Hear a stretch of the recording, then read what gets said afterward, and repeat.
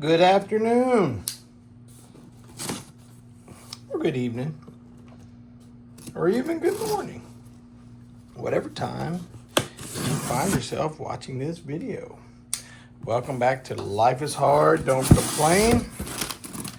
We have here a big old box with some loot I got from the guys at Smoky Mountain Knife Works.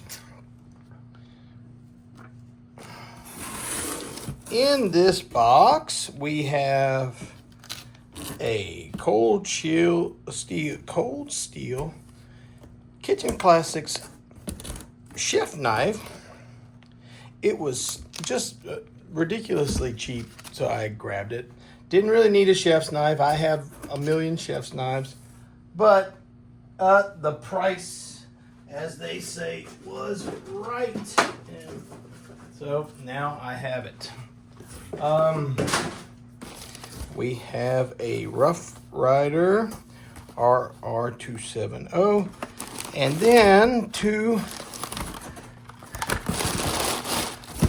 Let me move this out of the way. Takumitak fixed blades. With these, I'm going to do them both at the same time because the construction, the steel's the same, the finish is the same. As you can see, the clips are the same. These are budget, and with Takumitak in general, for me, okay, Chinese brand, Takumi. I'm trying to remember. Takumi is a Japanese word, and I have to remember. I have to try to remind myself what it means. Takumi is artisan or craftsman. So just to do this in an efficient manner as to not bore everyone, sheaths come with extra hardware for the handles, because most Takumitaks has a set. Now the handles are injected molded nylon reinforced.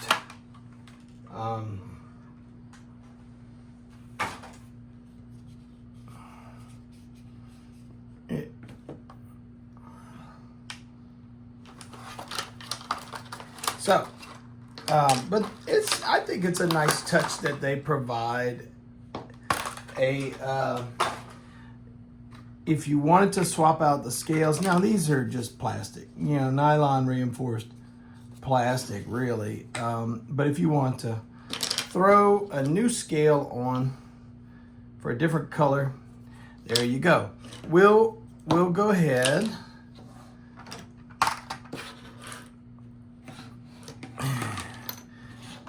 I haven't really done and this is not a blade battle, but it's just a presentation, dual presentation. So as you could, just looking at these things, more of a bushcrafty style of knife. Both of them have room for a lanyard. This one with a much larger lanyard area. We'll gauge the blades. This blade is obviously wider drop point blade. This is kind of a modified Tanto style, and this is probably an 1/8 of an inch or less, or 1/16 of an inch longer as far as the cutting edge. If you were doing it from the base, or if we went to the end of the choil, this is a finger choil, this is more of a sharpening choil. This blade is actually longer. So take that as you will. As we can see, this is the TKF 305 3CR13 stainless steel, USA design, crafted in China. And this one will say the same thing but it being the TKF 304 versus the 306. So, we'll look at sort of, I'll call this the Takumitak. This is called, actually it's got a name. This is called the Easy Night. Okay. Overall length close to, it's about 9¼ inches. And this one is called the Reaper. And I think the reason why is looks obviously more tactical in nature, certainly more stabby, sharp, both of them are sharp. The ergonomics are very nice. You know, the handle material is cheap. You know, we're not gonna sugarcoat that. And it's just basically a molded. They call it fiberglass-reinforced, but you know, it really just feels plastic. But for a budget knife, it's you know, this one is 162 grams, and this guy is 189 grams. So really, you know, this one's a little bit more lightweight and nimble. We'll try to get it 5.71 ounces versus 6.67. So roughly an ounce difference, not a ton of difference. Blade stock, both of these are full tang. And while, you know, this is a very traditional bushcrafty drop point blade, they look to be of a very similar blade thickness, but this one has a bit of a swedge on the top to promote your stabby abilities with this. You know, I think it's kind of a sleeper brand, to be honest. With the price, I'm just looking down here, see what. Well, they didn't. They really did not provide itemized, but each of these I paid right at $20 for. So for $20, what do I say about super budget knives? Much better to have something than nothing. And we're gonna do a shake test. Shall we do dual shake tests? Let's do dual shake tests.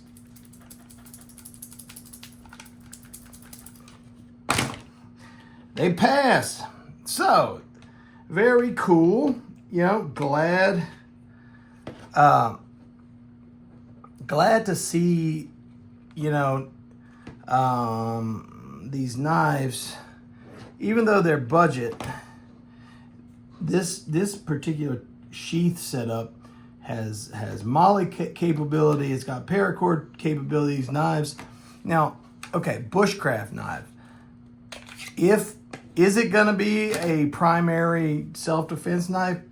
Doubtful, but you know, nice square spine, 90 degree, so easy to do some ferro rod if you need to.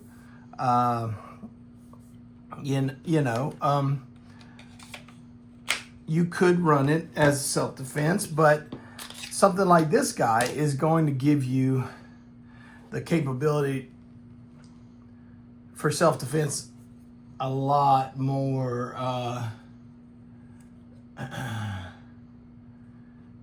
so you know, something to consider.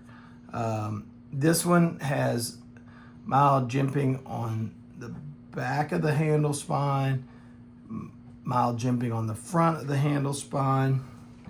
Ergos are very comfortable. If I had a little feedback, I would extend this just about 1/4 inch. Hand fits, but you know, if this jimping was a little more aggressive, it might be a little uncomfortable, but it would lock that pinky in there a little bit better. That's all. But reverse grip feels really rock solid. Cannot find fault there. Again, you know, the the steel being a 3CR13, it's a budget Chinese steel, you know.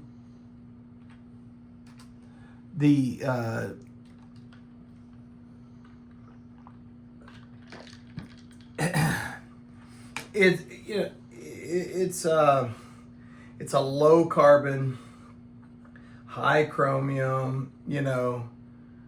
You're not gonna have to worry too much about these, and they have this coating on it as well. But you know, it's just a lower end steel. Again, these are budget knives.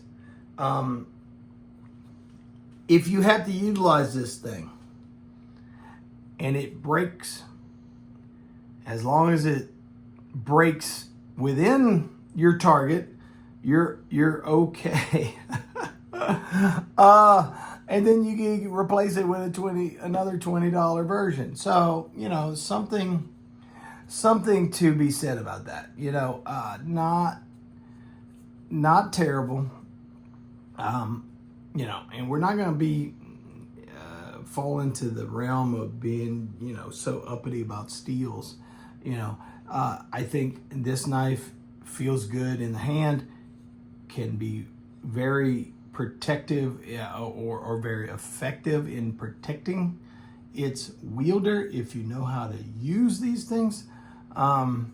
Reverse grip is very good, and with this style of blade, that reverse grip is you know, gonna perforate something significantly. So I have recommended this to other sellers. I'm not a seller, but I've talked to and asked, because I've been to the Takumitak website. I'll link it in the channel, in the description, because I think, like I said, this is a sleeper. People, they make several different versions of their knives, and they also have different sizes, and they're all very affordable. Some of them, they do have some that are in the mid-60 range, but they're not using this type of steel. They step it, you know, you will see and probably be satisfied in the obvious increase in quality of materials for some of their more expensive things. But for $20 each, it was a no-brainer for me. So is this a brand new knife brand for my folks visiting today? Have you ever heard of Takumitak? Am I pronouncing it right? I've heard other people, but they were like from Virginia, so I can't say. But I've heard it pronounced other ways that I can't quite repeat because it didn't sound right to me.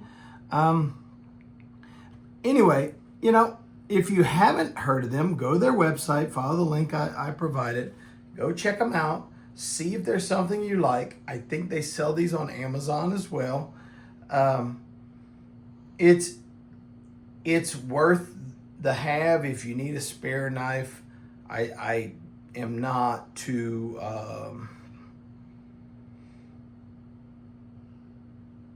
shy to recommend this as a budget spare knife that could be a throwaway. It could be something that you have forever.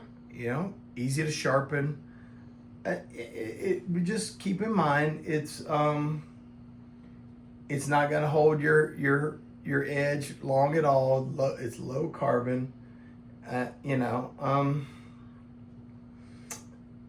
High chromium. So just keep that in mind. If you haven't already, please like and subscribe to the channel. New content coming out all the time. Happy to keep that going. And please don't hesitate to reach out with questions, comments. Do you like seeing budget knives? Do you want to see more high-end knives? Now keep in mind, high-end knives are far and few between because for the most part, I've only received one knife for free, and other high-end knife providers are typically small, so they can't give them out. And my channel's too small, so that's okay. I won't complain because remember, life is hard and we don't complain. Until next time, take care.